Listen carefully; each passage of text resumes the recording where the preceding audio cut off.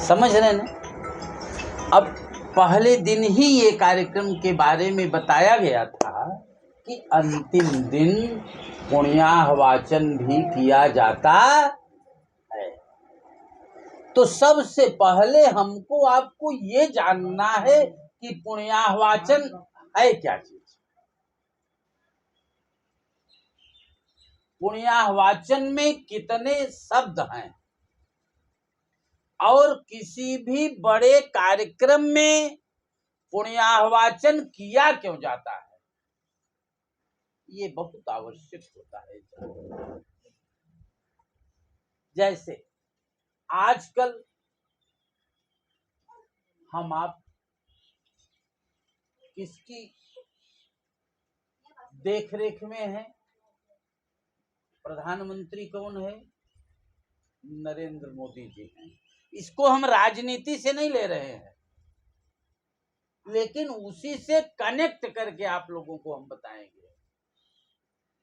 पुण्याह वाचन वह है कि हर व्यक्ति के पास में पुण्य और पाप दो ही व्यवस्थाएं रहती हैं कि नहीं रहती? अगर पुण्य रहता है व्यक्ति के पास तो कोई भी काम बिगड़ता नहीं, हर काम बनता रहता है। और पाप जब व्यक्ति के पास ज्यादा आ जाता है तो बनता हुआ काम भी बिगड़ जाता। अब रही बात ये कि पुण्याह वाचन, यहाँ पर इस कार्यक्रम में 3 कलश रखे गए। तीनों कलश के 3 रूप हैं, ये मैं पहले दिन ही बताया था और पहले दिन ही नामकरण भी किया था। ये जो सामने कलश रखा है आप लोगों के, इसी को पुण्याह वाचन कलश का दर्जा मैंने दिया था। और ये जो सामने कलश है मिट्टी के पात्र के स्वरूप में, इसको वरुण कलश की संज्ञा दी गई थी।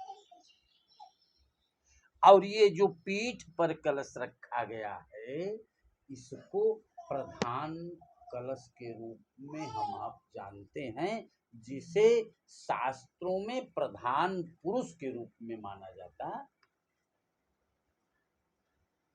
अब जो कलश है, इन कलश में जो जल रखा गया था, वो जल हम आप अपने बम्बा से लेकर के रखे थे ना, अपने नल से लेकर के रखा गया था। लेकिन ये 5 दिन तक कंटिन्यूटी में जो तीर्थों का आवाहन किया गया, देवताओं का आवाहन किया गया, उसके प्रभाव से ये जल जो है ये अमृत के रूप में हो गया है। समझ में बात आई? अब ये जल, ये पुण्याह वाचन कलश में इतनी सामर्थ्य है कि आपके पाप को भी पुण्य में परिवर्तन करने की सामर्थ्य बनी हुई है। जैसे आप ऐसे परिवार से हैं, आप 3 भाई हैं और तीनों भाई के पास हमें लगता है कि 1-1, 2-2 सीए बने हुए हैं। सीए क्या करता है? एक बेटी भी आपके परिवार में सीए है। सीए का कार्य क्षेत्र क्या है? सीए क्या करता है? ब्लैक मनी को व्हाइट मनी में परिवर्तित करने की क्षमता सीए रखता है। रखता है कि नहीं रखता है?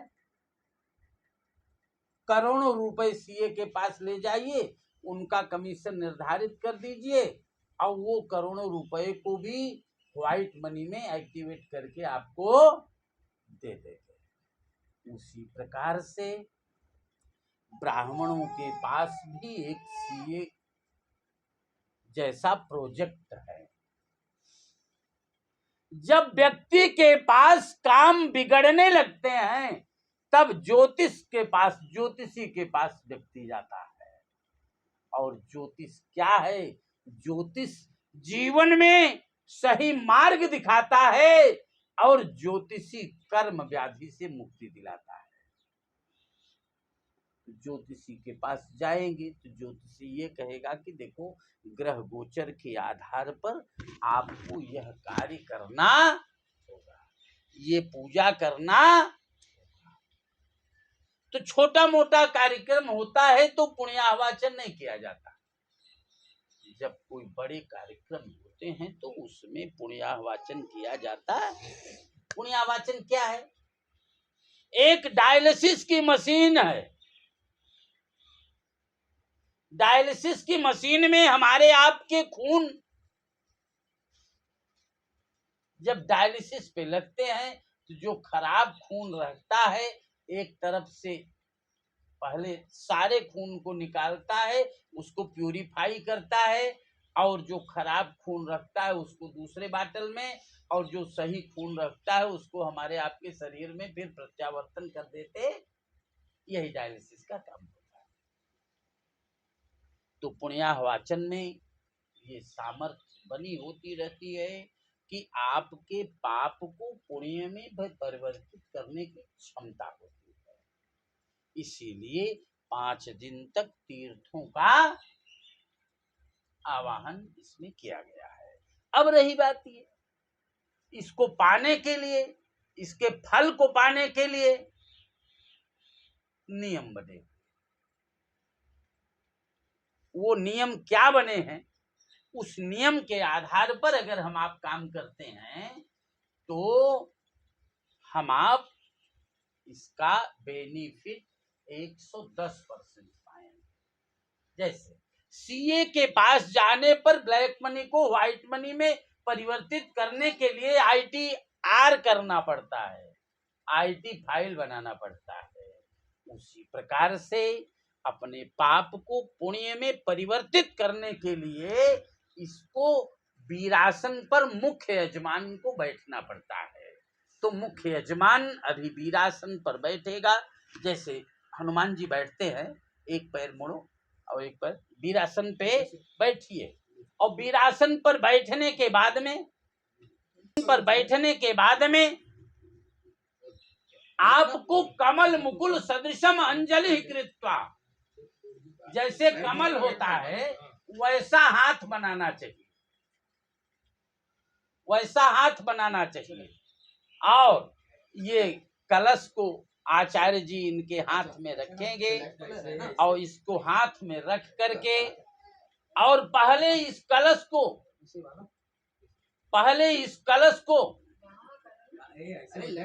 नहीं, ठीक है, कोई दिक्कत नहीं। पहले इस कलश को आप अपने राइट कंधे से लगाएंगे। राइट कंधे से क्यों लगाएंगे?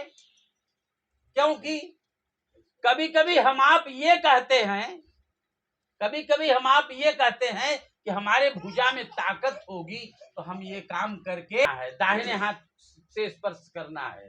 ओंकार बिंदे न पदार बिंदम मुखार बिंदे विधिवे सयंतम बटास्य पात्रस्य पुटे शयानम बालम मुकुंदम मनसा स्मरामि। केवल एक हाथ से ताली नहीं बजती, केवल एक हाथ से कोई काम भी नहीं होता। इसके लिए बाएं हाथ को भी एक्टिवेट करना होता है। मुखे ते तांबूला नयन युगले काजल कला ललाटे काश्मीरा लसते गले मोके कलता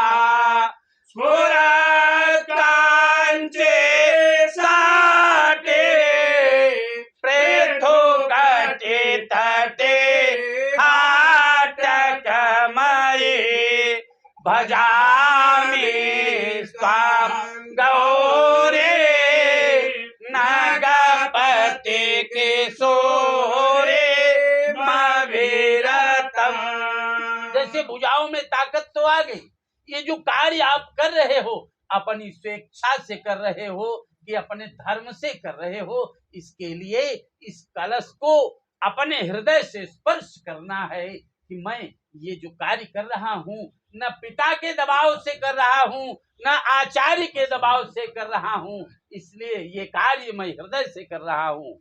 आत्मा त्वं गिरिजा मति सहचरा प्राणासरे रम गृहम् पूजा विषयोपभोग रचना निद्रा समाधि स्थिति संचारः पदयो प्रदक्षिण विधे स्तोत्राणि सर्वा गिरा यद्यत् कर्म करोमि तदखिला शंभो तवाराधनम्।